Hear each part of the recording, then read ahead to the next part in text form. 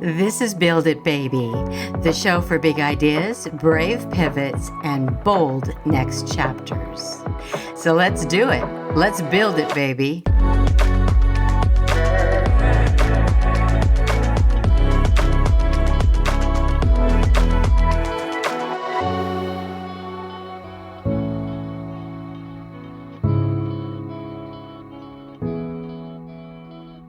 If you have chosen to trade careful for curious, you are so in the right place.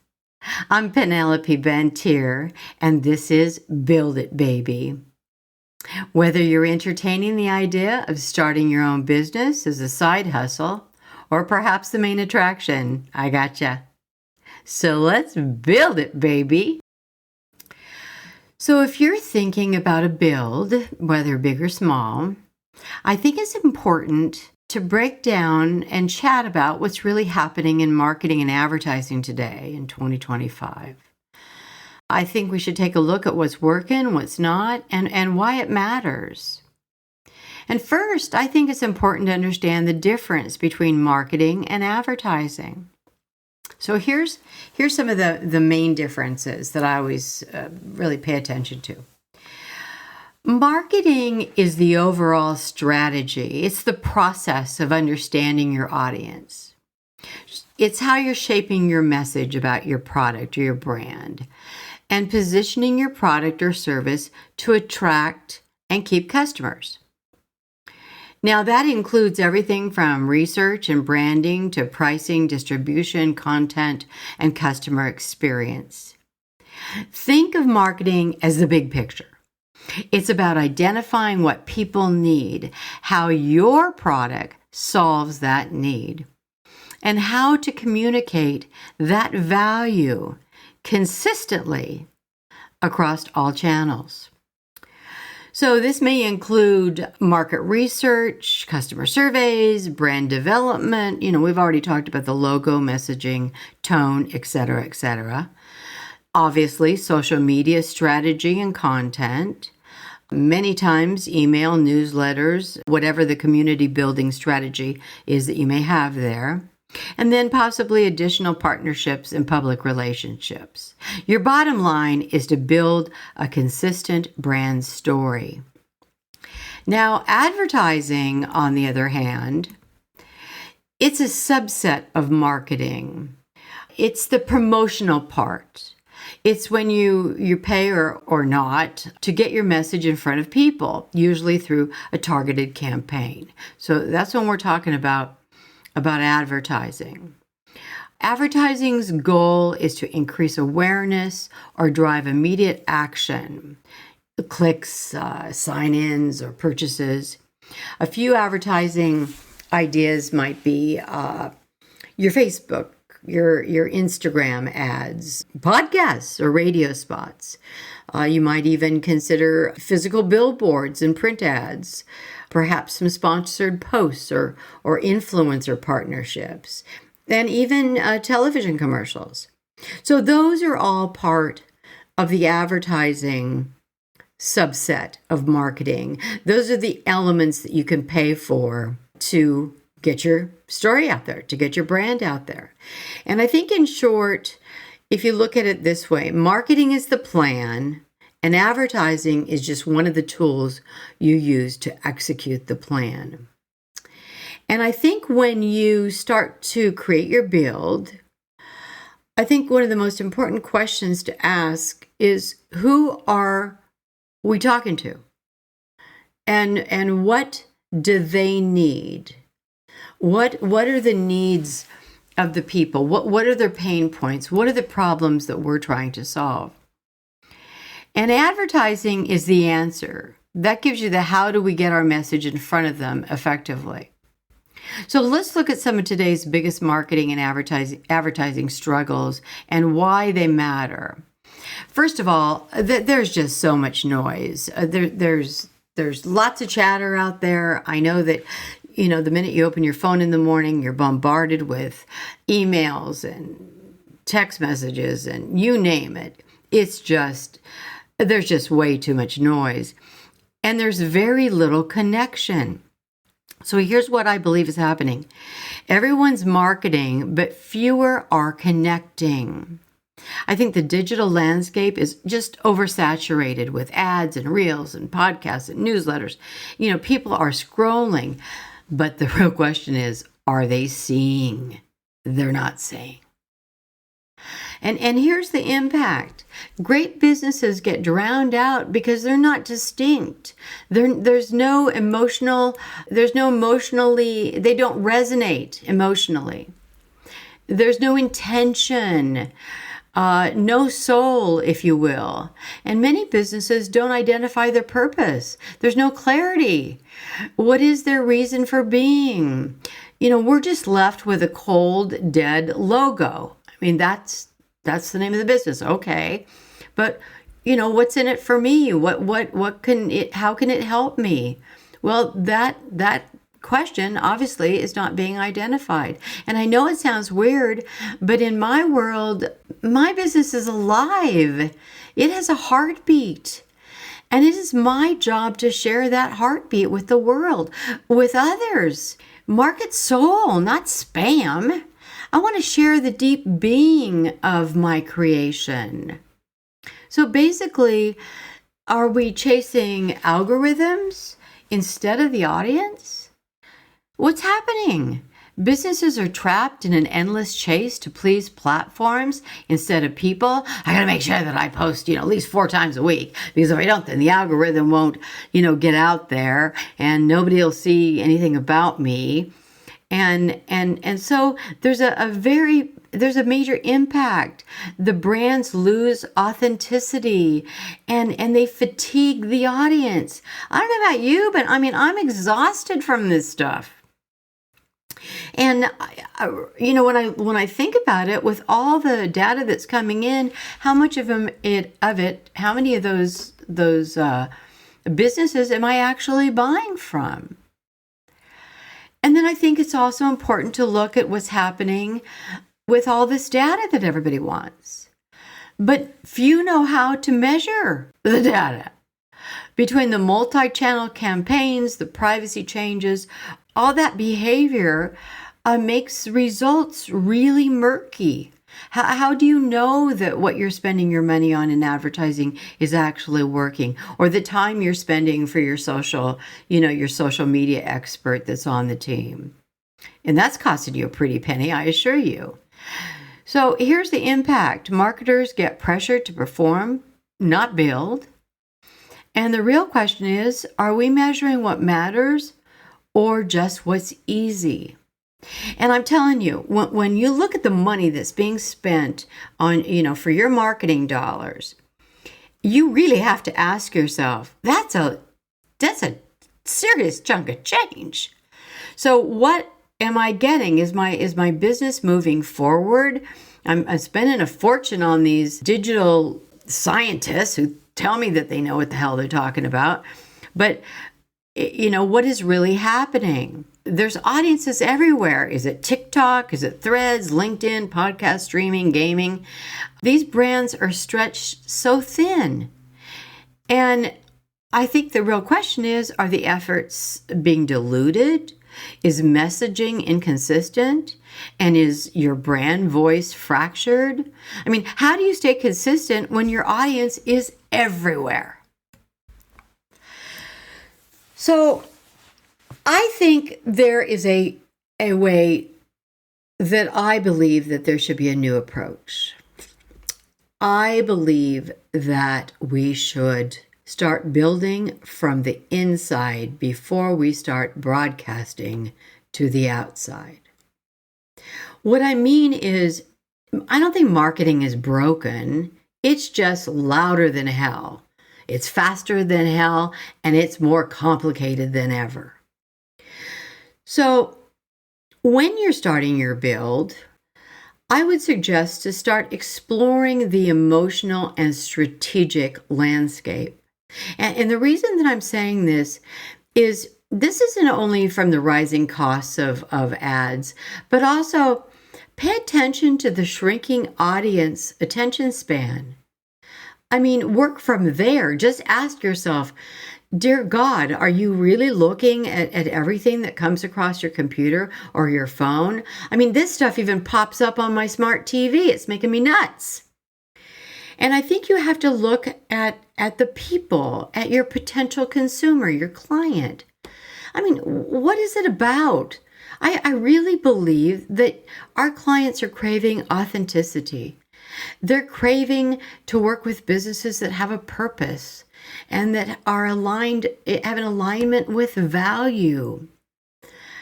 Ads that sell products fall flat, but stories that could connect hearts can convert. So revisit or dig deeper into not only how you want to share your brand story, but how you can find your authentic center and speak from there.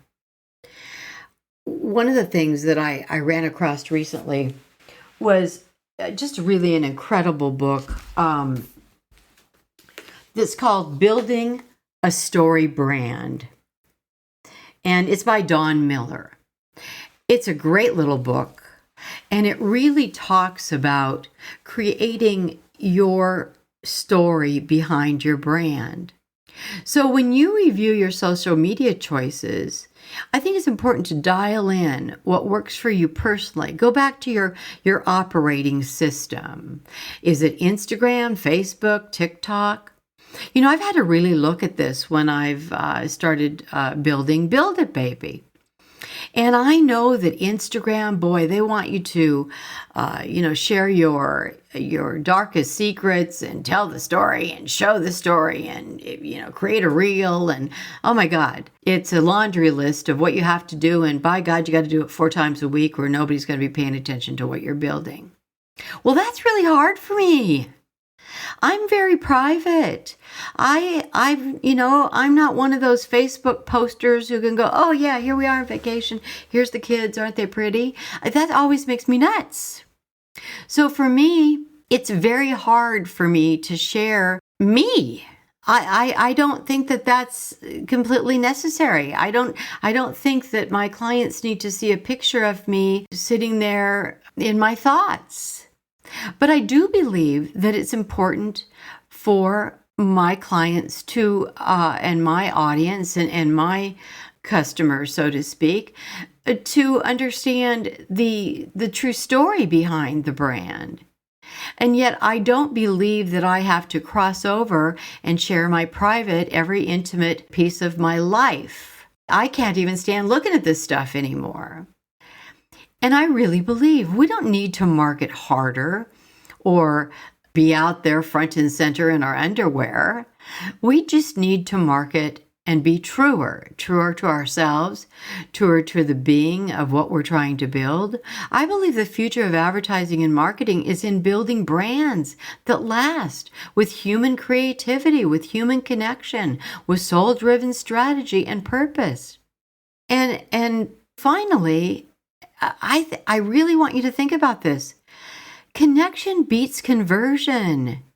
And if you create visibility that lasts, then your business is going to thrive. Just tell your truth. Tell your truth in relationship to your business. And it doesn't mean having to share every intimate experience you had in raising your children. It just means talking about your company. I think it's important to stay on task, stay on target with your brand story. It's not necessary to weave in all of these intimate personal notes. Yes. Am I out there front and center? Oh gosh, yes. In a heartbeat. I'm really transparent. But do I think that my clients, need to see a picture of me vacuuming? No, I don't think so. I don't think that has to do anything with my story. So with my story regarding my brand and my build and what I want, how I want to help others. That to me is what I think is the real story. If I can smooth your path, if I can make your build easier, if I can give you the courage and the support to make that career change when you know in your heart it's the right thing to do, or to reinvent at a later time in life when you're sitting around thinking, oh my gosh, I'm bored to hell and I used to be a CEO, but now, I'm not sure what I am. I'm there for you. That's my brand. That's my story, but that's also who I am. And I don't think there's anything wrong in sharing that piece. I have no problem with that. All I want to do is to make it a little easier for the next guy, because I am so passionate about what you're capable of doing. And I have got so many experiences in this lifetime to share with you. And if I can keep you from stepping in a few holes and staying out of the mud, then by God, that's what I'm going to be doing. Okay, so that's that. So here's the part where I tell you exactly what I know. These are my knowings, the things I no longer question because they've shown themselves to me again and again. Not from a book, but from building, getting knocked down, getting back up, and doing this work in the real world. Okay, so here are my knowings. I know that finding my truth at the center of my build always opens the door for my creative process, and it allows me to grow my idea into a successful reality. It creates that successful experience. So when I'm creating my brand, I'm telling my truth. Number 2, I know that I live in a universe that can only return to me what I think into it. So I'm really careful as to what I see for Build It Baby, and what I see for my clients, and the joy and the abundance and the success that I see for them. And number 3, I know that my intentions are always honored, and that my trust dictates my results. So if I know that my intentions are honorable, then I know that they will be honored. And I know that my results will be magnificent, and that I have purpose, and that I am here for a reason, and I'm clear about that reason. And I know that I am here to benefit others. I know that from the deepest parts of my being. So those are my knowings. Okay, now it's time for listener questions. So here we go. Now this is from Larry. He's in Texas. And this is a good question. Did you ever have a business you built that failed? Well, Larry, that's a really interesting question, because my answer to that question is that I actually thought that I did. And when I decided to close down a division of the business, I actually wrote on the file box, how you have your file boxes of all your invoices and so on. And I wrote the words, "my first failure." And the business was a limousine service of all businesses. And the reason that I opened up the limousine service was that in that particular period of time, I was about, 35, 36 years old. I owned the photography studio. I was doing a lot of boudoir photography at the time. And then I also owned a modeling and talent agency. And I was very involved in the community and was constantly, we were spending many, many hundreds of dollars a month on renting limousines, because we'd rent the limousine to pick our clients up at the airport, or the limousine would pick an agency client up. whether it was a representative of Macy's or Nordstrom's or whomever, for a luncheon, business luncheon, and so on and so forth. So there was a lot of money going out for these limousines. And the crazy chick that I am decided that I wanted to buy my own limousine. I thought that would be a brilliant business expense, because the photography studio would pay the limousine company, and the modeling and talent agency would also pay the limousine company for its services. So I did just that. And this was in the 80s, so there was lots of money floating around, and life was big. And I had the most gorgeous, beautiful Cadillac limousine built just for me, just the way I wanted it. It was for the business. It was mauve. The interior was magnificent. It had Waterford crystal, you name it. I had that in there because I really wanted my clients to have an amazing experience. So when things were going along pretty good for a while there, and it was, being utilized for exactly what my intention was. So I was thinking, oh, okay, this was a smart move on my end. It was a complete business write-off, and it was making money from the other two companies, and it was allowing me to write off the expense from the other two companies and gain a profit coming out of the limousine division. Well, the piece where I really took a bad turn was that I think it was my accountant said, well, you're doing so well here, but you have a lot of hours that the limousine is not being used. Why don't you go ahead and put it out for public offering so that others could also pay to have the limousine, rent the limousine for their event, and so on and so forth. Well, dear God in heaven, at the time, I didn't even think about this, but what I realized very quickly on is that when people rent something, even though they may be very affluent, they don't give a doggone about how they take care of the item that they have rented. They will have it out for an entire evening. They'll have their party. And I don't even want to go into the laundry list of things that were found in the backseat of my gorgeous limousine. The finding of some discarded lingerie was probably the tipping point for me. So that was like, okay, that's it. We're done with this. We're shutting this puppy down. We're not going to be open to the public. I'll use it for the companies, but that's that. And I did just that. I shut that piece down. And on that box, I wrote my first failure.